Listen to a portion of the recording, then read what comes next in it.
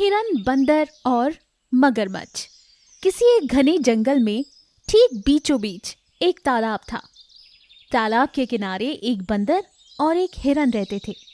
हिरन और बंदर पक्के दोस्त थे और हमेशा साथ ही रहते थे। हिरन और बंदर दोनों तालाब से कुछ ही दूर एक झाड़ी में रहते थे और तालाब के आसपास एक जमीन में उगा घास खाकर दोनों खुश रहते थे। उस जंगल में इस हिरन के अलावा और कोई हिरन नहीं था, तो वो हिरन बहुत अकेला महसूस करता था। उस तालाब में एक विशाल मगरमच्छ रहता था। वो हमेशा हिरन को अपना शिकार बनाने का मौका देखता रहता था, लेकिन वो जानता था कि हिरन बहुत ही ज्यादा स्फूर्ति वाला है। पानी के बाहर तो उसका शिकार हो ही नहीं सकता। मगरमच्छ सोचता था कि अगर किसी तरह हिरन को पानी में खींच लिया जाए तो उसका शिकार करना आसान होगा। लेकिन हिरन हमेशा तालाब के किनारे ही पानी पीकर वापस भाग जाता। ऐसे में एक दिन तालाब के किनारे घास खाते हुए हिरन और बंदर बात कर रहे थे। हिरन: पता नहीं इतने बड़े जंगल में मैं अकेला हिरन क्यों हूँ।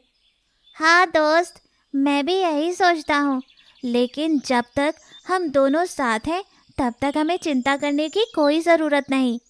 हम दोनों एक दूसरे का ख्याल रख लेंगे और खुशी खुशी अपनी ज़िंदगी जिएंगे। हाँ, वो तो तुम सही कह रहे हो। एक तुम्हारे ही भरोसे मैं जी रहा हूँ।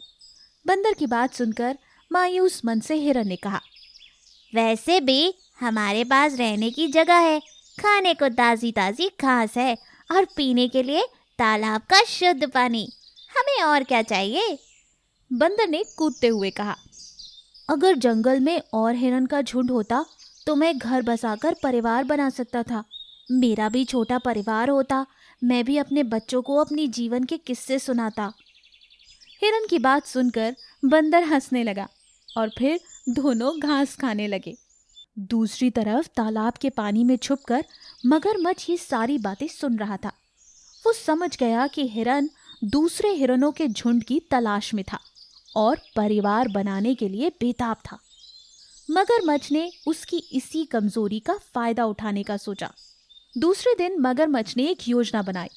जब हिरन तालाब के किनारे पानी पीने आया तो पानी में छुपकर बैठे मगरमच्छ ने अपने आप से बात करने का नाटक किया और बोला, मैं तो तंग आ चुका हूँ पानी में रहने वाले इस हिरन के झुंड से।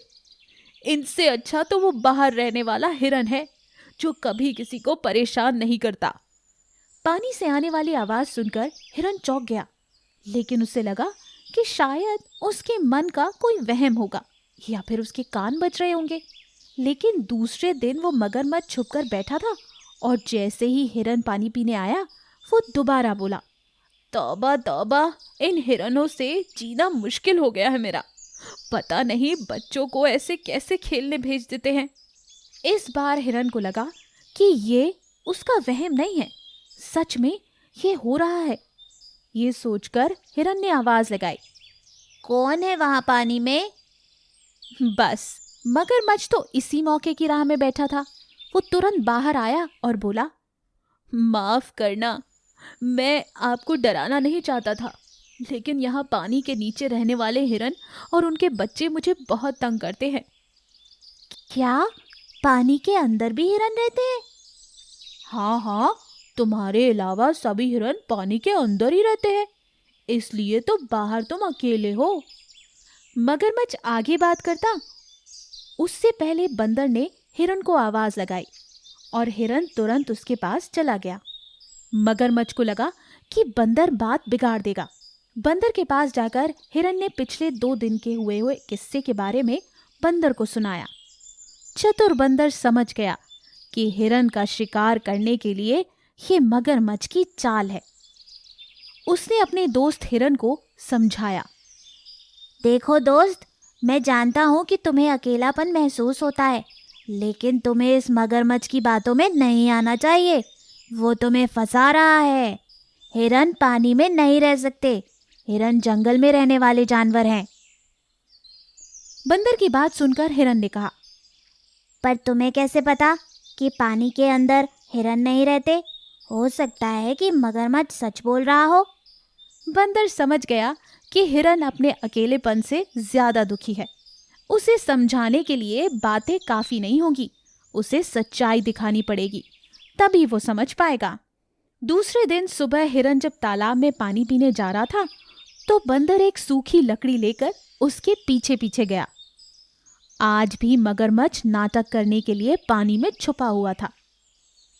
जैसे ही हिरन पानी पीने के लिए पानी की ओर झुका, तुरंत ही मगरमच्छ बोला, अरे ये हिरन के बच्चे इतने ज्यादा शैतानी करते हैं। पानी के बाहर देखो, वो हिरन कितना शांत रहता है। उसी की तरह शांत रहना सीखो।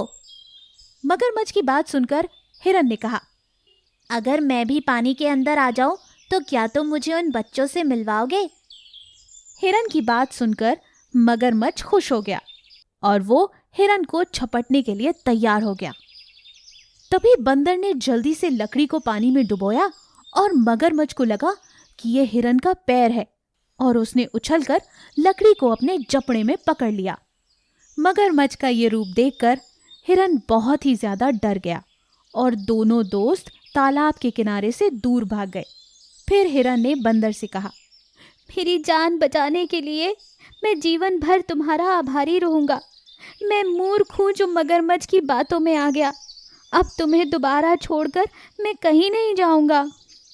बंदर मुस्कुराते हुए बोला, कोई बात नहीं दोस्त, मैं तुम्हें यही समझाना चाहता था कि बुलाती है मगर जाने का नहीं।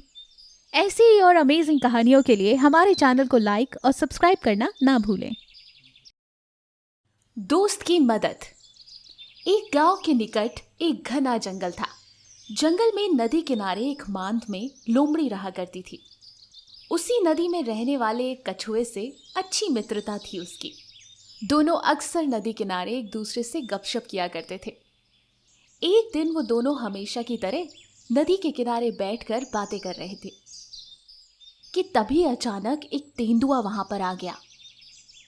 अरे दोस्त देखो, तेंदुआ। हाँ, ये तो हमें खा जाएगा, हमें भागना चाहिए। तेंदुए को देखकर दोनों जान बचाकर भागने लगे। लोमड़ी तेज थी, वो सरपट दौड़कर अपनी मांद पर पहुंच गई।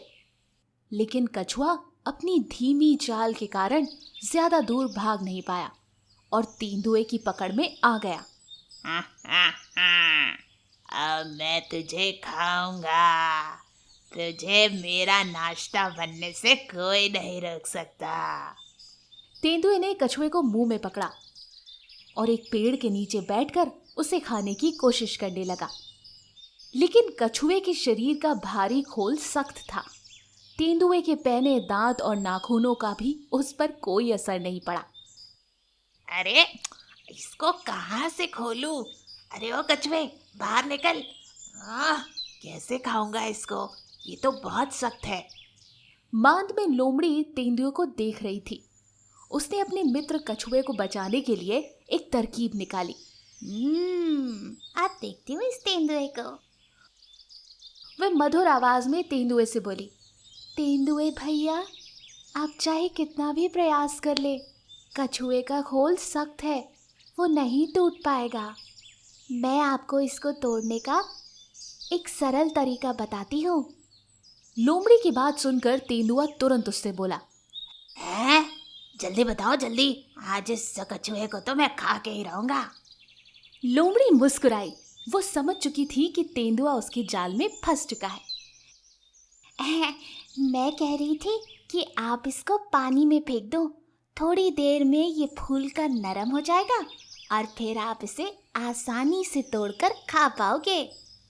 हाँ, तुम सही कह रही हो। यहाँ आसपास पानी है क्या? लोमड़ी ने तुरंत तेंदुए को मांद की तरफ इशारा करते हुए बता दिया। हाँ, बहुत बहुत शुक्रिया। मैं अभी इसे पानी में डालता हूँ, जिससे कि ये फूल जाएगा और फिर इसे मेरा नाश्ता बनने से कोई नहीं रोक सकता। तेंदुआ बेचारा लोमड़ी की चालाकी में फंस चुका था। उसने मांद के पास जाकर कछुए को पानी में फेंक दिया। नदी में जाते ही कछुआ तैरकर दूर निकल गया। अरे अरे, ये तो भाग गया। बाद में तेंदुए को समझ में आया कि वो मूर्ख बन चुका है। इधर लोमड़ी भी भाग चुकी थी। बेचारा चुपचाप लौटकर वापस चला गया। तो इस कहानी से हमें क्या सीख मिलती है? बुद्धिमानी से हर समस्या का समाधान निकल जाता है।